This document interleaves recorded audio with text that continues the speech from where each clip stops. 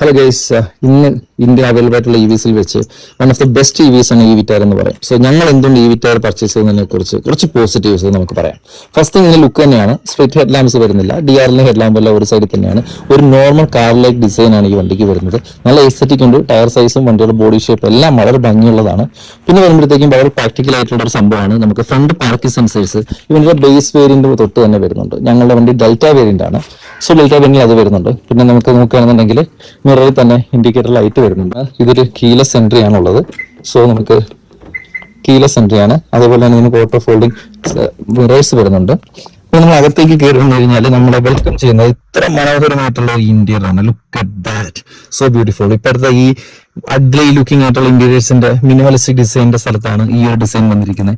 ഒരു പ്രോപ്പർ കാറിൽ, ഒരു പ്രോപ്പർ പ്രീമിയം കാറിൽ ഇരിക്കുന്ന ഒരു ഫീലാണ് നമുക്ക് കിട്ടുന്നത്. പിന്നെ നമ്മൾ ഓട്ടോ ഡിമ്മിങ് വാർവിയം വരുന്നുണ്ട്. സോ നമ്മൾ ഇഗ്നിഷൻ ഓണാക്കി കഴിഞ്ഞാൽ look at that, this screen is really amazing. ഇതിന്റെ ഒരു ക്വാളിറ്റി എന്ന് പറഞ്ഞു കഴിഞ്ഞാൽ നമുക്ക് വളരെ നല്ലൊരു ഡിസൈനാണ്. ഈ ഡിസൈൻ ആയിക്കോട്ടെ എല്ലാം നല്ല ഭംഗിയാണ്. ഇത് കാണാനിരുന്ന സോഫ്റ്റ്വെയറും കാര്യങ്ങളൊക്കെ കുറച്ച് ലാഗ് ഉണ്ട്, but still it looks really nice. പിന്നെ നമുക്ക് one touch window role up and down, നമുക്ക് ഓൾ 4 ഡോർസ് വരുന്നുണ്ട്. സോ എന്റെ പേഴ്സണൽ വെഹിക്കിൾ ഒരു Audi Q3 ആണ്. സോ അതുകൊണ്ട് തന്നെ ഇതൊരു വളരെ യൂസ്ഫുൾ ഫീച്ചർ ആയിട്ടാണ് എനിക്ക് ഫീൽ ചെയ്തിട്ടുള്ളത്. പിന്നെ വരുമ്പോഴത്തേക്കും ഡെൽറ്റ ആയതുകൊണ്ട് തന്നെ സൺറൂഫ് വരുന്നില്ല, അതേപോലെ അഡാസോ ക്രൂയിസ് കൺട്രോളോ ഇലക്ട്രിക് സീറ്റോ ഒന്നും വരുന്നില്ല. നമുക്ക് ആവശ്യത്തിനുള്ള ഇൻഫർമേഷൻസ് എല്ലാം കിട്ടുന്ന ഒരു ഡ്രൈവർ സ്ക്രീനാണ് നമുക്ക് വരുന്നത്. സോ ഇതിനകത്ത് നമുക്ക് ഈ വ്യൂ, ഈ ഒരു സെറ്റപ്പ് ഒക്കെ നമുക്ക് ചേഞ്ച് ചെയ്യാൻ പറ്റും. സ്റ്റാൻഡേർഡ് പിന്നെ ക്ലാസിക് എന്നൊക്കെ പറഞ്ഞ് നമുക്ക് ചേഞ്ച് ചെയ്യാൻ പറ്റും. പിന്നെ നമുക്ക് വരുമ്പോൾ ഡ്രൈവ് മോഡ്സ് വരുന്നുണ്ട്. സ്പോർട്ട് മോഡ് ഇട്ട് കഴിഞ്ഞാൽ വണ്ടിയുടെ 170 PS നമുക്ക് ഫുൾ ആയിട്ട് എൻജോയ് ചെയ്യാൻ പറ്റും. പിന്നെ നമുക്ക് സിംഗിൾ പെഡൽ ഡ്രൈവ് മോഡും സ്നോ മോഡും വരുന്നുണ്ട്. അതുപോലെ തന്നെ ഇതാണ് നമ്മുടെ ഗിയർ നോബ് എന്ന് പറഞ്ഞാൽ പ്രസ് ചെയ്ത് പിടിച്ചിട്ട് നമ്മൾ റൊട്ടേറ്റ് ചെയ്യണം ലെഫ്റ്റ് ഓർ റൈറ്റ്. പിന്നെ നമുക്ക് ഇലക്ട്രിക് പാർക്ക് ബ്രേക്കും സംഭവങ്ങളും വരുന്നുണ്ട്. ഈ ഒരു സ്റ്റോറേജ് സ്പേസ് അത്യാവശ്യം നല്ലൊരു സ്റ്റോറേജ് സ്പേസ് തന്നെയാണ് ആംബസിനടിയിൽ വരുന്നത്. പിന്നെ ഒരു സോഫ്റ്റ് ടച്ച്, നമുക്കൊരു ക്ലോത്ത് മെറ്റീരിയലാണ് ഡെൽറ്റ വേരിയന്റ് വരുന്നത്. ഇതും വളരെ നല്ലൊരു കാര്യമാണ്. നമുക്ക് കൈ വെക്കുന്നിടത്ത് സോഫ്റ്റ് ആണ്. ഇവിടെയൊക്കെ സോഫ്റ്റ് ടച്ച് ഉണ്ട്, ബട്ട് ഇതൊക്കെ ഹാർഡ് പ്ലാസ്റ്റിക് ആണ് കേട്ടോ. പിന്നെ നമ്മൾ നോക്കുകയാണെന്നുണ്ടെങ്കിൽ വണ്ടിക്കകത്ത് നമുക്ക് വാനിറ്റി മിറേഴ്സ് ഡ്രൈവർക്കും വരുന്നുണ്ട്. അതേപോലെ തന്നെ നമുക്ക് കോ പാസഞ്ചറിനും മിറേഴ്സ് വരുന്നുണ്ട്. അത് നല്ലൊരു കാര്യമാണ് എനിക്ക് തോന്നി.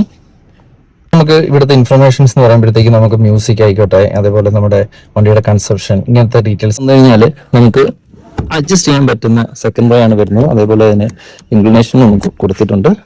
അതൊരു നല്ല നൈസ് ഫീച്ചർ ആയിട്ട് തോന്നി. പിന്നെ റിയർ AC യൂണിറ്റ്സും കാര്യങ്ങളൊക്കെ വണ്ടിയിൽ വരുന്നുണ്ട്. ബാക്കിയുള്ള ലാമ്പ് വരുന്ന റീഡിംഗ് ലാമ്പ് പോലെ ലാമ്പാണ് വരുന്നത്.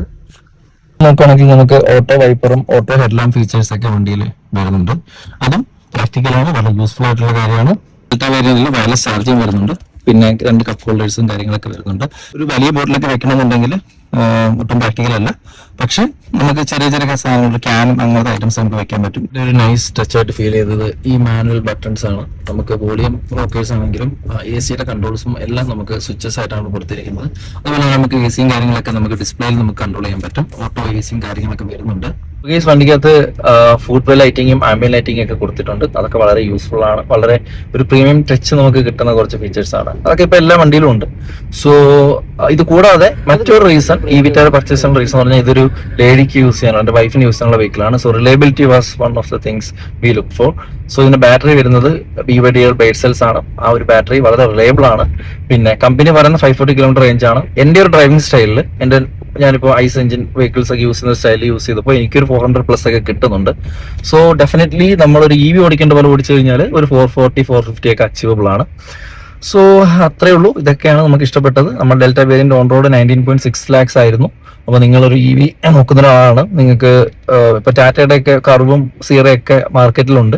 But still if you looking for something different, something looks really like a car, നിങ്ങൾക്ക് പാകത്തിരിക്കുമ്പോഴും അങ്ങനെ ഒരു ഫീൽ ഒരു കിട്ടുന്ന ഒരു വെഹിക്കിൾ നിങ്ങൾ നോക്കുന്നുണ്ടെങ്കിൽ ധൈര്യമായിട്ട് നിങ്ങൾക്ക് ഈ വിറ്റാര പർച്ചേസ് ചെയ്യാം. സോ ഇപ്പൊ ഇത്രയും പോസിറ്റീവ്സ് പറഞ്ഞു. ഇനി നമുക്ക് നെഗറ്റീവ്സ് നെക്സ്റ്റ് വീഡിയോയിൽ പറയാം. അതുവരേക്കും ബൈ.